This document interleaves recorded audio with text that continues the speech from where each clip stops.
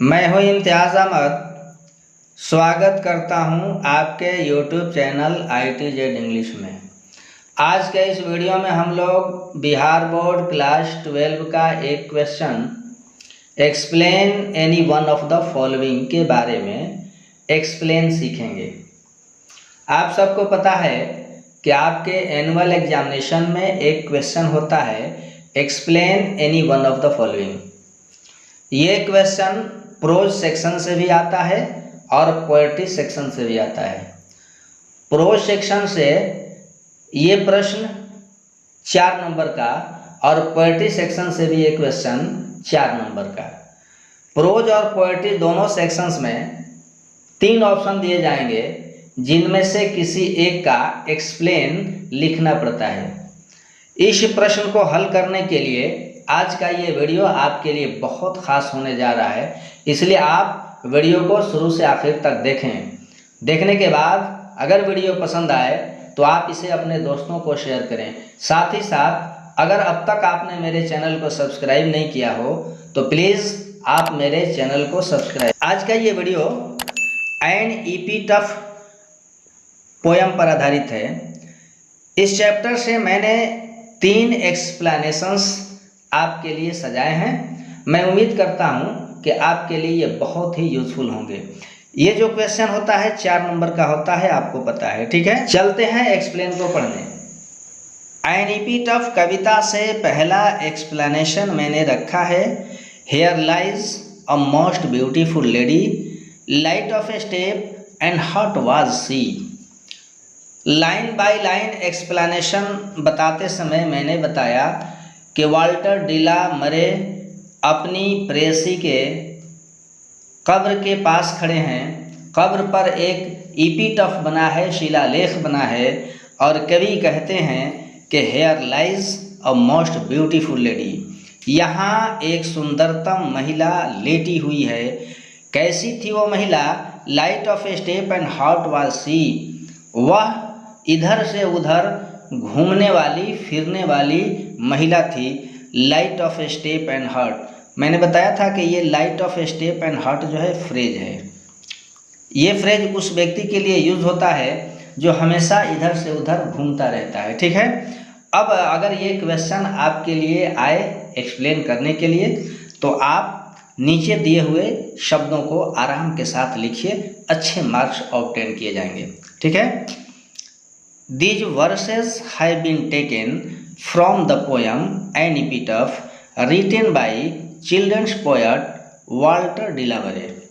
जब भी आप एक्सप्लेन लिखिए तो सबसे पहले पंक्ति का इंट्रोडक्शन दीजिए। इंट्रोडक्शन देने के लिए आप लिख सकते हैं These verses have been taken, ये पंक्तियाँ ली गई हैं फ्रॉम द पोएम एन एपिटफ, एपिटफ कविता से, रिटन बाई चिल्ड्रंस पोएट, जिसको बच्चों के कवि वाल्टर डिलामरे के द्वारा लिखा गया है। ये आपके एक्सप्लेन का प्रारंभ है।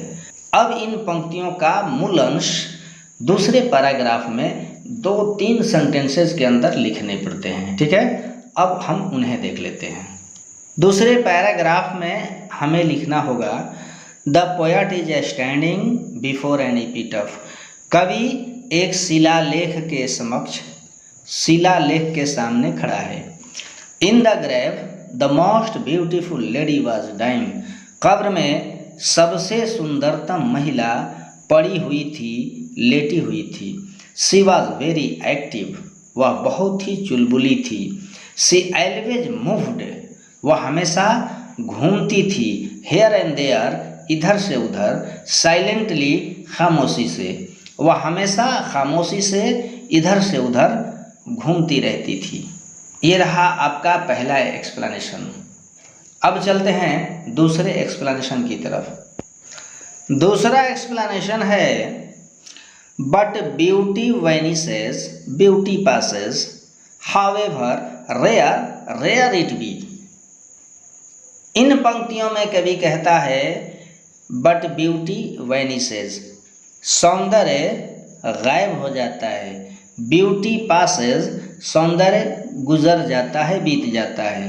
However rare rare it be, चाहे यह सौंदर्य रेयर हो, दुर्लभ हो। मतलब दुनिया के अंदर अगर कोई व्यक्ति या वस्तु सुंदरतम है, उसके अंदर अथाह सुंदरता है, तो उस सुंदरता को भी एक दिन नष्ट होना है। अगर ये पंक्ति आपको एक्सप्लेन के लिए दे दिया जाए तो नीचे लिखे सेंटेंस एक्सप्लेन में लिख सकते हो। These lines have been taken from the poem an epitaph. ये पंक्तियाँ कविता एन एपिटफ से ली गई हैं। It is written by children's poet Walter De la Mare. ये बच्चों के कवि वाल्टर डिला मरे के द्वारा लिखी गई हैं। आपके एक्सप्लेन का ये पहला पैराग्राफ है। अब चलते हैं दूसरे पैराग्राफ को देखने। इन दीज लाइन्स, इन पंक्तियों में, द पोएट डिस्क्लोजेस, कवि खोल देता है, द सीक्रेट, रहस्य को, that the beauty is not for ever, कि सौंदर्य जो है सर्वदा के लिए नहीं होता है। इस पंक्ति का अर्थ हुआ, इन पंक्तियों में कवि उस रहस्य को खोल देता है कि सुंदरता हमेशा हमेशा नहीं रहता है। It is a momentary thing, यह एक क्षणिक वस्तु है, मोमेंट्री। वन डे, एक दिन, द ब्यूटी फेड्स, सौंदर्य उड़ जाता है, एंड गेट्स मोर्टलिटी, और नश्वरता को प्राप्त करता है। ठीक है, इस चैप्टर का तीसरा और अंतिम एक्सप्लेनेशन पढ़ते हैं। When I crumble, who will remember this lady of the west country? कविता की अंतिम पंक्तियों में वाल्टर डिला मरे कहते हैं कि When I crumble, जब मैं चूर चूर हो जाऊंगा, अर्थात जब मेरी मृत्यु हो जाएगी, who will remember, कौन याद करेगा, this lady of the west country, पश्चिम की इस महिला को। अगर ये पंक्तियाँ आपको एक्सप्लेन के लिए दे दी जाएं तो आपका एक्सप्लेनेशन कुछ ऐसा होना चाहिए। These beautiful verses have been taken from the poem an एपिटफ।